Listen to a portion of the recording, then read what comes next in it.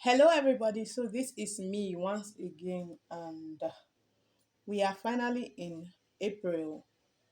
Last month, I actually put down my phone and I applied a little bit of lipstick and I recorded a video talking about my expectations for the month of March and my experiences and everything. And lo, I even went out of my way. I tried to edit it.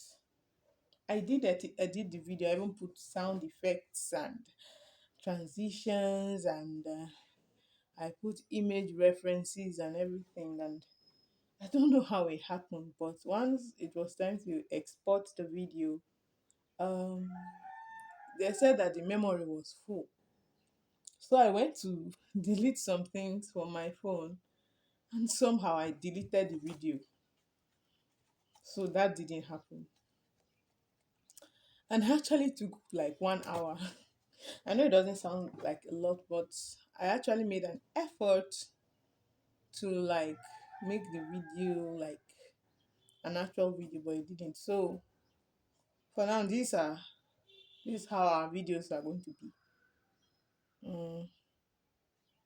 So after my was that January video, February video, I received some calls and I got a bit of feedback, and people were like, "Oh, even though you're sad, try to be inspirational.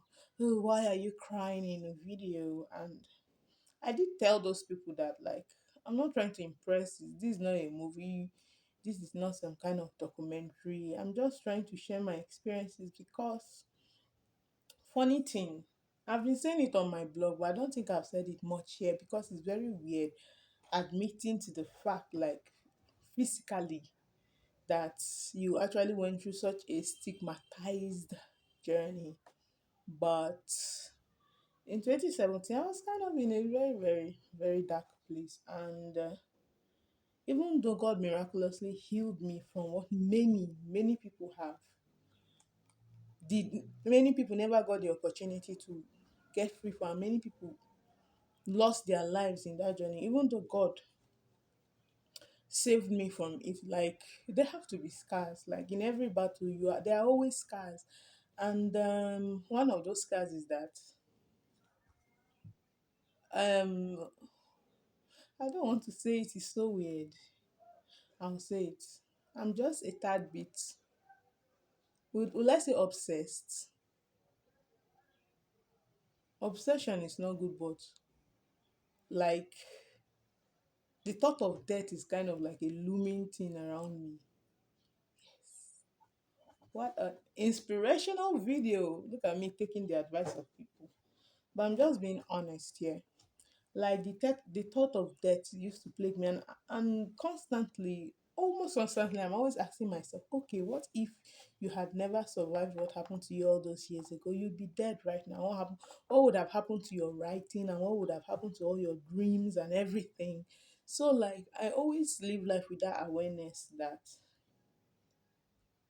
like human beings, we always think we have life figured out, but like in a blink of a second, someone that is so much a part of your reality can just disappear forever. And I know like we don't like to think about it because like it's depressing and it's sad and it just makes everything bad. But to me, I think thinking about that almost constantly helps me to really appreciate life and to appreciate the life that God has given me so far. Since I've started talking and rambling, I've not had a point, but I'm just embracing this. This is how my videos are, and knowing that like death is always in every corner. I try to put out what I can, no matter how crude it is. Like I don't know. Whenever I post my songs, like the internal pressure and the internal ridicule that comes from the inside alone is just so much that it's actually a battle for me to like post it. So like, and you can't sing, and this song isn't good, and you have friends that are actual musicians. What are they going to think about this thing? Oh, what are you doing? You look so ugly and stuff, and blah blah blah blah blah. But I post it anyway because it goes back to what I said initially. Like, if I'm dead, There is no way that I can post a song, whether it is good, whether it is bad. Like if I'm gone right now, the 50 songs that I've written in my little journal, and I actually bought, where's my journal that I bought? I actually bought a new journal to document. My phone is actually sitting on the journal. Hold on, it's about to get rocket. Yes, we are still standing. So I actually bought this journal to like put down my songs because there are so many. And like I even wrote some of my songs in another book, but I went for a program at Dunamis. I put the book in the little pocket thing in front of where you put things, the chair in front of it, and I forgot it there. And the church, I don't know if you've heard of the Glory Dome Church Dunamis. It's massive, it's humongous, and I doubt I'll ever see it again. But good thing is that some of the songs I wrote, they actually sang them and recorded them on my YouTube channel, so they are not actually lost. So in time, I'll take inventory of all of those songs and put them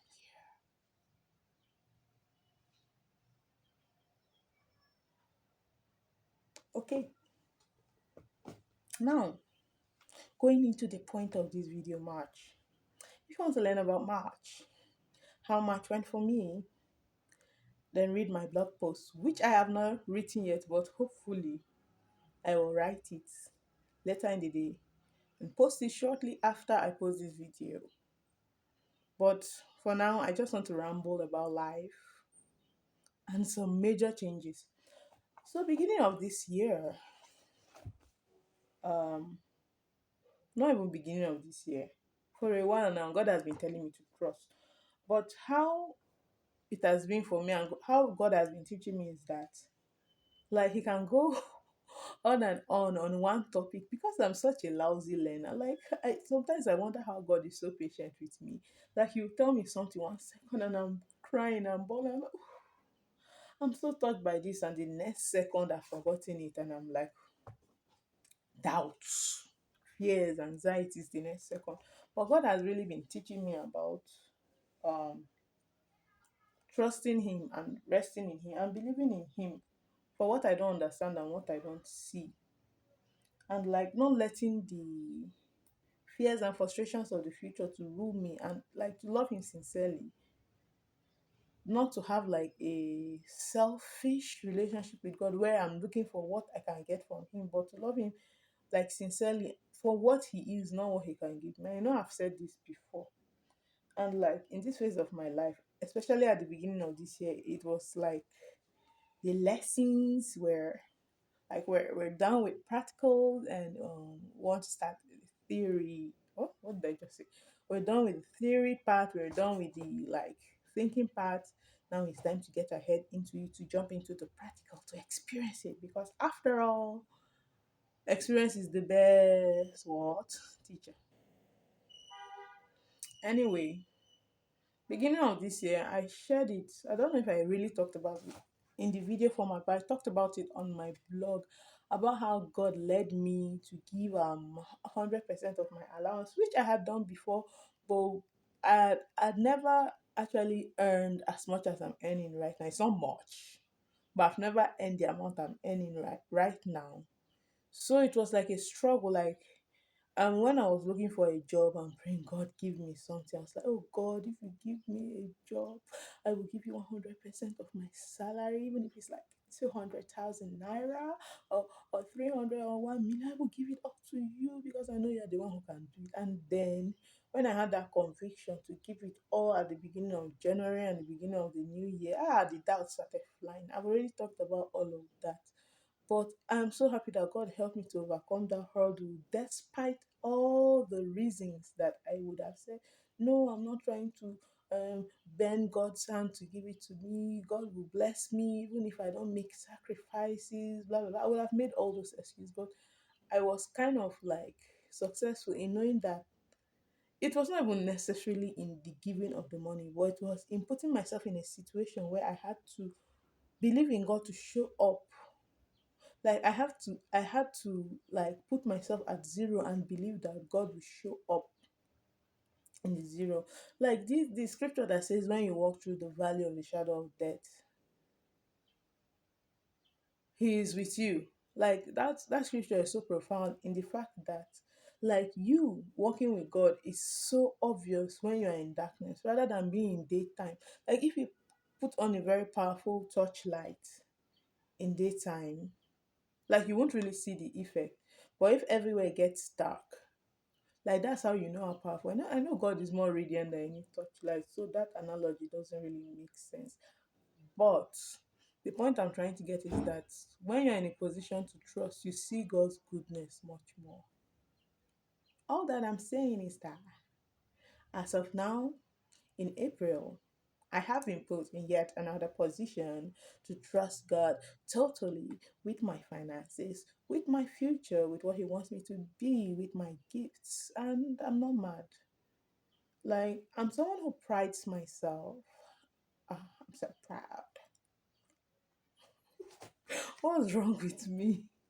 I'm someone who prides myself in the fact that, like, I can let go of stuff so easily. And I think one thing about being a Christian is letting go of your ability to fight and to struggle and to make something out of this life, and actually trusting God and believing in and putting your salvation not in your own hands but in the hands of the one who is the way, the truth, and the life. So, like, do you know, I've lost my train of thought again. As I was saying before, I don't know what I was saying. Will a video be complete until I lose my train of thought? I don't know. Tune in to find out. Anyway, I'm in a place where I have to trust God, and one thing about trust is not easy. It's not mm, very difficult thing to do. But I guess if you don't trust, what else are you going to do? Are you going to fight against God? Are you going to keep malice with God? Can you survive? Annie Dako, can you fall down and be, mm, if you don't do this for me, I'm never going to talk to you again? Then you will be in what my people call hot soup, pepper soup. You would find yourself in very spicy soup. This video is 12 minutes long. The long and short of it all is that I am in a place where I have to trust. Hopefully, I will talk about it more in my blog in a more organized um, way. But the long and short of it is that I am just observing and I'm watching and I'm waiting and I am testing and seeing that God is good, and He's always good. He has been good from the very beginning. He's good right now in the now, and He'll be good in the future. And I guess in it all is that, and the whole long and short of it, and to tie it back to the whole death thing, is that the thing about being a Christian is that even in death there is hope. Like even when every other thing fails, there is hope. There is a home, and it all does not end here. The here and now is so temporary, and it's better to spend the here and now with the one who has here now and tomorrow in his hands. Yeah, I don't know if I'm making any sense, and I don't know the accent I'm talking in. I will keep talking like this for 10 minutes if I don't stop this video. So if you've been watching up to now, thank you. Please permit my silliness today. I don't know, I'm in a weird mood.